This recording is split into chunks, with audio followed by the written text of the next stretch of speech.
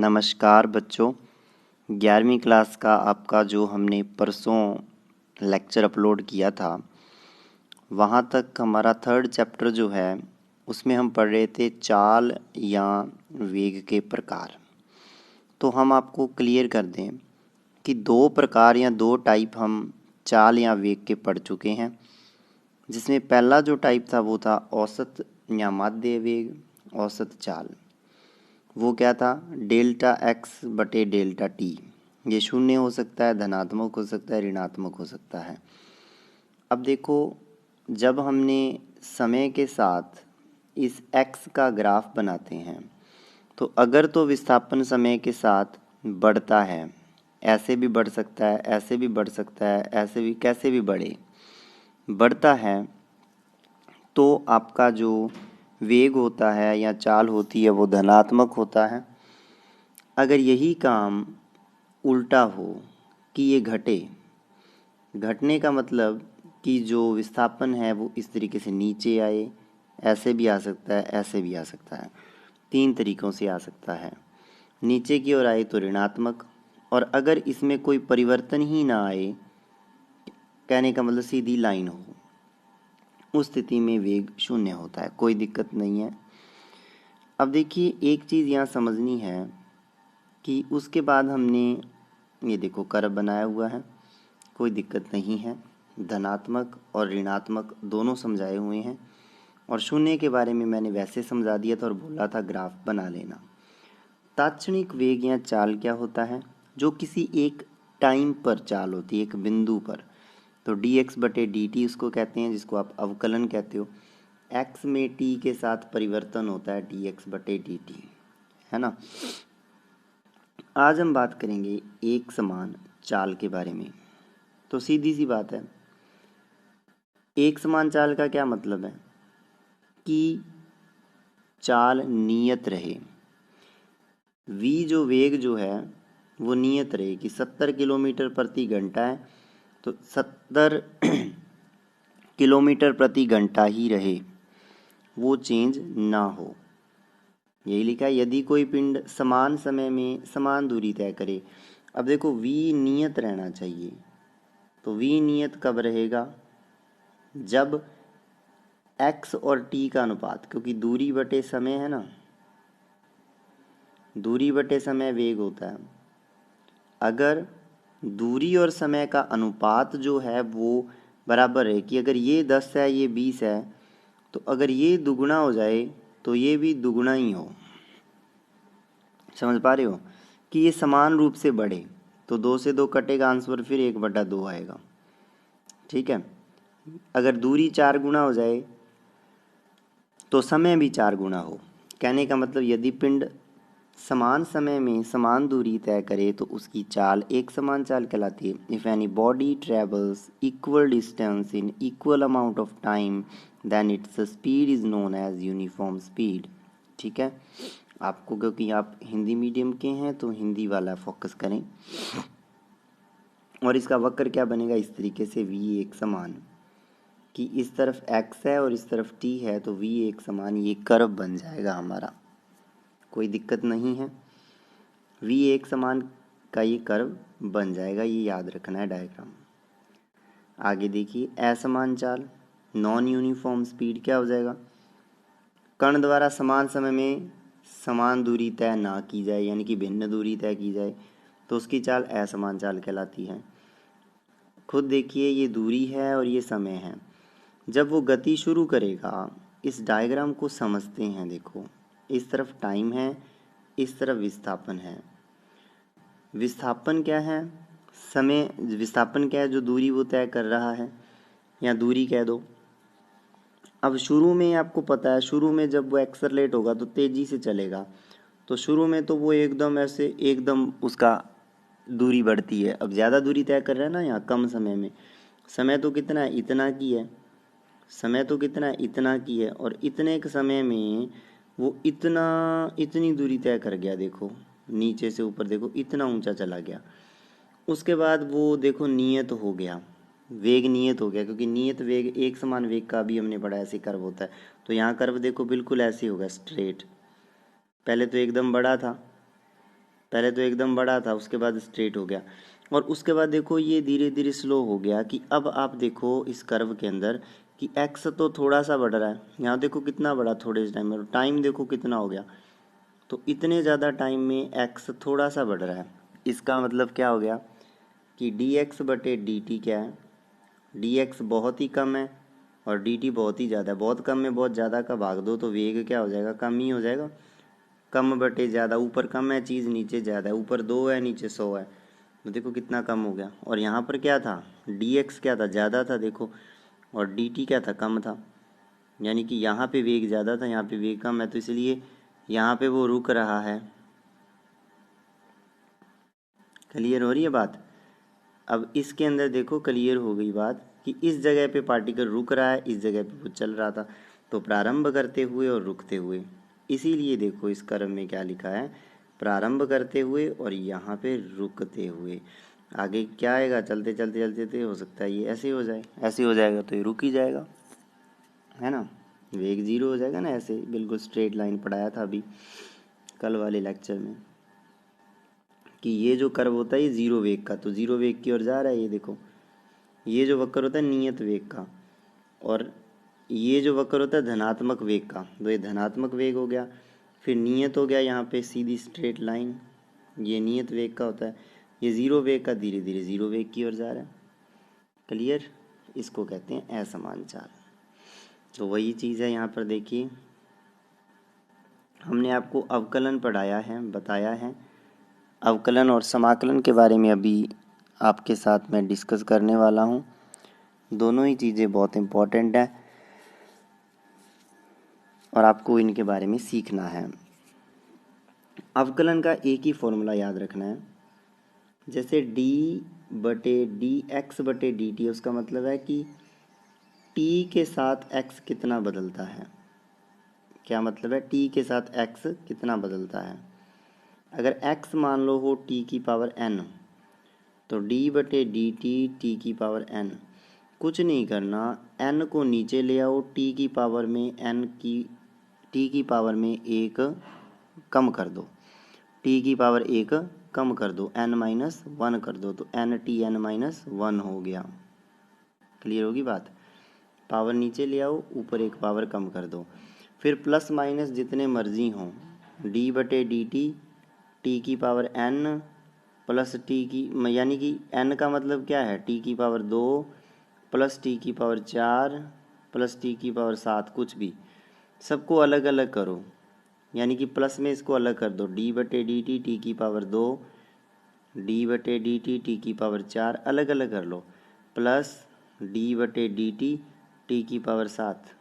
तो कुछ नहीं करना, सबकी पावर नीचे उतार लो।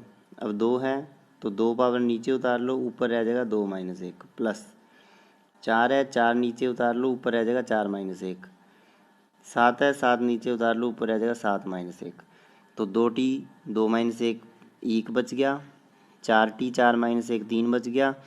ठीक है, ऐसे ही मान लीजिए एक नियतांक है, कोई भी 2 है, उसका अवकलन करना है, तो t तो है ही नहीं इसमें, तो जिसमें t नहीं है उसमें 1 से गुणा कर सकते हैं, और किसी की भी पावर 0 हो, यानी कि 1 को क्या लिख सकता हूँ, किसी की पावर 0, t की पावर 0, तो d बटे डी टी, 2 कॉन्स्टेंट है बाहर निकाल लो, 1 को लिख दो t की पावर 0, इसको t की पावर 0 लिख दिया और इस 2 को बाहर निकाल लिया क्योंकि कांस्टेंट है।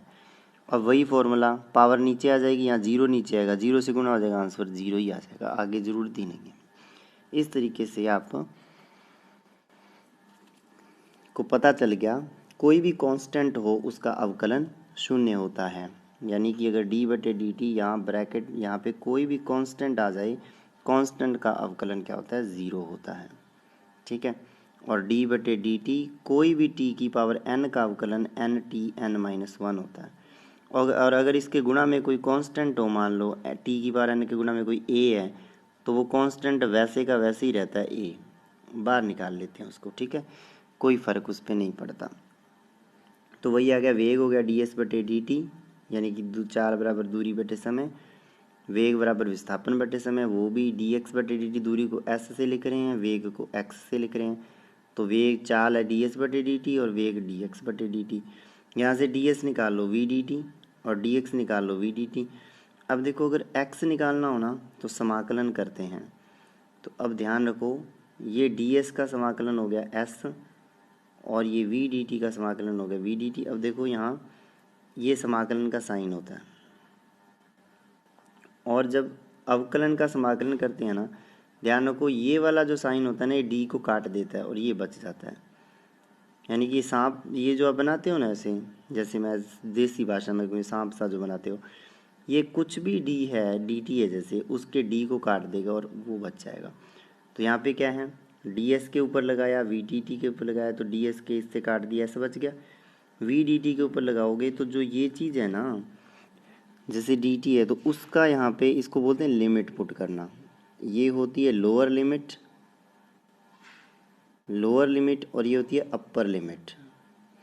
लोअर लिमिट क्या है t1, अपर लिमिट क्या है t2। तो t1 से t2 कि कम से कम समय कितना है, ये पूछ रहा है कितनी दूरी तय करेगा अगर वो इतने वेग से चले इतने टाइम तक।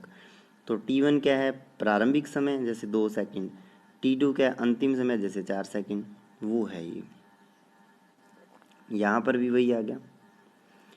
तो ये समाकलन का साइन है, t1 लोअर लिमिट है इसकी, निम्न सीमा, और t2 है उच्च सीमा। तो निम्न सीमा और उच्च सीमा यहाँ पे बढ़ाई हुई है, इसी तरीके से यहाँ पर है। अब यही देखो, अवकलन और समाकलन की जो बात मैं कर रहा हूँ उसको थोड़ा सा आप देख लो।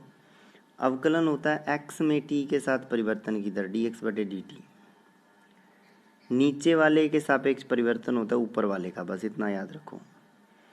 जैसे मान लो fx है कोई भी फलन है, x स्क्वायर प्लस 2x, तो df बटे dx का मतलब होता है कि x के साथ f कितना बदल रहा है, और आपको दिख भी रहा है जैसे जैसे x बदलता जाएगा f अपने आप बदलेगा, है ना। y में x के जैसे ये लिखा है, y में x के साथ परिवर्तन dy बटे dx। t की पावर n, पावर नीचे ले आओ, ऊपर एक पावर कम कर दो। एग्जाम्पल t का स्क्वायर, 2 को नीचे ले आए, t की पावर ऊपर 2 माइनस 1, ये हो गई। और अगर कोई कांस्टेंट हो इसके गुणा में, ये आप नोट कर लेना, मैंने यहाँ बनाया नहीं है। अगर कोई कांस्टेंट हो, मान लो यहाँ पे लिख लेना आप a t की पावर n। a क्या है, कोई कांस्टेंट, और कांस्टेंट का मतलब कोई भी नंबर, 1 2 3 4 10 100 कुछ भी कांस्टेंट बाहर आ जाता है। और d बटे डी टी के अंदर ऐसे ही नोट कर लो भाई कॉपी में, t की पावर n हो जाता है, d बटे डी टी t की पावर n हो जाता है। समझ रहे हो क्या कह रहा हूँ, d बटे डी टी t की पावर n अंदर रह जाएगा, और आगे फॉर्मूला लग जाएगा a n नीचे आ जाएगा, t की पावर n माइनस 1, यानी कि a का n से गुणा हो जाएगा। और बाकी तो रूल सेम ही है, देखो a t की पावर n माइनस 1 इतना इतना हो गया, a आपका वैसे का वैसे पड़ा है, कोई दिक्कत नहीं है। तो इस तरीके से हो जाता है। फिर अगला जो फॉर्मूला है वो भी नोट कर लेना इसमें। अगर अपने जोड़ करें d बटे d t f x plus g x, जैसे ये है, या f प्लस जी सीधा कर दो, कोई दिक्कत नहीं, f प्लस जी है, दोनों t के फलन है। अब f कुछ भी हो सकता है, टी स्क्वेयर, टी क्यूब, कुछ भी, और g भी कुछ भी हो सकता है, t की पावर n कह सकते हैं, कुछ भी। तो इसको अलग अलग कर देते हैं, डी एफ बटे डी टी अलग कर देते हैं और डी जी बटे डी टी अलग कर देते हैं। ये भी नोट कर लो कि अगर d बटे डी टी एफ प्लस जी है तो डी एफ बटे डी टी अलग हो जाता है, और डी जी बटे डी टी क्या हो जाता है, अलग हो जाता है। अब यही चीज़ देखो, अगर d बटे डी टी के साथ ए एफ प्लस बी जी है, तो a और b तो क्या है, नियतांक हैं, लेकिन f और g क्या है, ये कोई t के फलन है। तो a को बाहर निकाल लो, डी एफ बटे डी टी, बी को बाहर निकाल लो, डी जी बटे डी टी, बस। यानी कि जो जिसका फलन है उसी का ही अपने को लिखना है। बाकी ना आगे मैं अभी थोड़ा सा अगले लेक्चर में आपको अवकलन के बारे में और क्लियर करूँगा बातें, ठीक है। अवकलन सीखना ज़रूरी है, समाकलन तो फिर इजी हो जाता है। तो ये इतने फॉर्मूले आपको भी याद करने हैं जो मैंने बताए हैं कि d बटे डी टी अगर f प्लस जी है तो वो हो जाता है डी एफ बटे d T plus D G बटे डी टी। टी बटे डी टी अगर a के गुणा में कोई भी t की पावर n है तो a n t n minus 1 हो जाता है, ठीक है, इस तरीके से। देखिए समाकलन अवकलन का बिल्कुल विपरीत होता है, बिल्कुल अपोजिट उल्टा होता है अवकलन का समाकलन। क्या होता है ये फॉर्मूला x की पावर n जो होता है उसका जो समाकलन होता है वो क्या होता है x की पावर n+1/n+1। वहाँ पावर एक घटती थी, यहाँ एक पावर बढ़ेगी और पावर बढ़ा के भी ना नीचे लिखनी है n+1, ऊपर नहीं, और ऊपर x की पावर में n+1। सिंपल हो गया। x की पावर n+1 बटे n+1। जैसे t की पावर n है तो t की पावर n+1 बटे n+1। जैसे n को 3 पुट किया, यहाँ पे देखो एग्जांपल, n को जैसे ही 3 पुट किया तो x की पावर 3 हो गया, तो इधर क्या हो गया x की पावर 3+1 बटे 3+1, x की पावर 4 बटे 4। अब कोई भी आपको क्वेश्चन दे दे, कोई भी जैसे एफ टी डी टी है, तो जब उसको हल करोगे एफ टी फलन को, वो नया फलन बन जाएगा जी टी। जैसे एफ टी की जगह यहाँ टी की पावर एन था, ठीक है, तो जी टी बन गया टी की पावर n+1 बटे n+1। तो ये जो लिमिट होती है ना, ये सीमा, ये होती है निम्न सीमा, ये होती है उच्च सीमा, यानी कि लोअर लिमिट, और ये होती है अपर लिमिट। तो पहले ये T1 से T2 यहाँ ब्रैकेट के बाहर लिख देते हैं, T1 से T2 पहले T2 पुट कर देते हैं, फिर माइनस लगा के T1 पुट कर देते हैं। ये इसका तरीका है, समझ गए। जैसे न्यूमेरिकल समझो, t² dt है, पहले तो इसका उत्तर क्या आएगा 2+1/2+1, t की पावर 3/3, और 1 से 2 है। पहले तो t जहाँ t है वहाँ 2 पुट कर दो, क्या हो जाएगा ये 2 की पावर 3/3, माइनस लगा के 1 पुट कर दो, 1 की पावर 3/3, तो 2 की पावर 3 हो गया 8, 8/3, 3 लघुत्तम आ गया 8 - 1 7/3 आंसर आ गया। तो ये एक तरीका है इसको हल करने का, इसमें कोई प्रॉब्लम नहीं है। जैसे एक क्वेश्चन है, आपको इस क्वेश्चन में ज़्यादा नहीं ध्यान रखना, सिर्फ इतना ध्यान रखना है कि x आपको दिया है और वो औसत चाल पूछ रहा है, यानी कि अवकलन करना है। बस आपको ये ध्यान रखना है कि विस्थापन से वेग और त्वरण, तीन ही चीज़ें हैं। अगर आपको विस्थापन से वेग ज्ञात करना है तो करोगे अवकलन, और वेग से त्वरण ज्ञात करना है तो फिर अवकलन। यानी कि अगर विस्थापन दे के त्वरण पूछ ले तो पहला अवकलन करके वेग निकाल लो, फिर दोबारा फिर वेग का अवकलन करके त्वरण निकाल लो। और जब उल्टा होगे, त्वरण से वेग ज्ञात करना है तो आपको करना है समाकलन, और वेग से विस्थापन ज्ञात करना है तो भी करना है समाकलन। और अवकलन समाकलन के दो ही फॉर्मूले मेन है जो मैं आपको बता चुका हूँ। विस्थापन से वेग करना है त्वरण, वेग करना है तो अवकलन, वेग से त्वरण में भी अवकलन। विस्थापन दे के त्वरण पूछे तो 2 बार अवकलन कर दो, पहला अवकलन करके वेग निकाल लो, दूसरा अवकलन करके त्वरण निकाल लो। और त्वरण का समाकलन वेग होता है और वेग का समाकलन विस्थापन होता है। सिंपल है। यहाँ क्या पूछा है इसने, वेग पूछा है, तो वेग या चाल पूछी है तो अवकलन कर दो। अब देखो वही dx/dt, तो x की वैल्यू रख दी यहाँ, d/dt ये। अब देखो इसमें क्या 2 है, तो 2 के गुणा में 1 तो है, और यानी कि 2 के गुणा में t की पावर 0 है। पहली बात तो नहीं है, कांस्टेंट है ये। पहला रूल तो ये है कि d/dt जो f+g है ना, उसको अलग अलग कर लो, df/dt प्लस dg/dt। तो यहाँ पे क्या है देखो, f की जगह 2 है तो उसको अलग कर लिया, और g की जगह 4t² उसको अलग कर लिया। कांस्टेंट को निकाल लो बाहर, यहाँ 4 था कांस्टेंट बाहर निकाल लिया, ओनली t² को अंदर रखा। यहाँ पे कांस्टेंट 2 था बाहर निकाल लिया, t की पावर 0 को अंदर रखा। जी t की पावर 0 बराबर 1 होता है, t की पावर 0 बराबर 1 होता है, तो 2 के गुणा में 1 तो है, तो 2t 0 तो है यहाँ पे। अब देखो अवकलन करोगे तो क्या होता है, पावर नीचे आ जाती है, यहाँ 0 पावर नीचे आएगी, ये ख़त्म हो गया।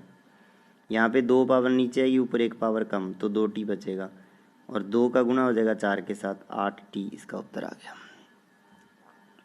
ठीक है, जैसे इधर फॉर्मूले में बताया हुआ है। ये चीज़ जो साइड में है इसको साइड में ही नोट करें, क्योंकि साइड में बताया हुआ है ये फॉर्मूला होता है, ठीक है ना। तो ये आपका क्या था, बिल्कुल सिंपल तरीके से हमने आपको अवकलन के बारे में कुछ बेसिक बताया है। तो अब इतना ही ध्यान रखना है कि कुछ भी है, जैसे मान लो d/dt है, मान लो आपको ना किसी ने दे दिया विस्थापन, क्या दे दिया, विस्थापन दे दिया, x से लिखते हो, और कह दिया कि x कितना है, x है जी 4t² प्लस 2t, ठीक है। और कह दिया क्या ज्ञात करो, एक तो वेग ज्ञात करो और एक त्वरण a ज्ञात करो। तो वेग तो क्या होगा, dx/dt पहला अवकलन, तो d/dt 4t² प्लस 2t। इसको कॉपी में ना करना, और इसका ना मैं आपको क्या करूँगा, अगले लेक्चर में इसको मैं क्लियर कर दूँगा। कॉपी में इसको कंप्लीट करना कि 4t² प्लस 2t जो होता है उसका वेग और त्वरण क्या निकलेगा। तो कुछ करना ही नहीं, इसका अवकलन कर दो और इसका जो उत्तर आए उसका फिर से अवकलन कर दो, वो त्वरण आ जाएगा। तो ये 4t² प्लस 2t का जो आप करते हो, बाकी इसको करना, बाकी अगले लेक्चर में अवकलन के और ज़्यादा न्यूमेरिकल करवाऊँगा, कुछ फॉर्मूले भी समझाऊँगा, तो उससे आपको क्लियर हो जाएगी ये बात, कोई दिक्कत नहीं है, ठीक है ना। तो इसको अच्छे से पढ़ो, स्टडी करो। और ये लेक्चर है आपका, नोट्स आपको टेलीग्राम पे मिलते हैं और टेलीग्राम का लिंक आपको थंबनेल पे मिल जाएगा। ग्रुप को ज्वाइन कर लें अच्छे से, टेलीग्राम वहाँ पे नोट्स अवेलेबल हैं, और मेहनत करें अच्छे से। आपका बहुत बहुत धन्यवाद, शेयर करें और चैनल सब्सक्राइब करें। Thanks to all of you.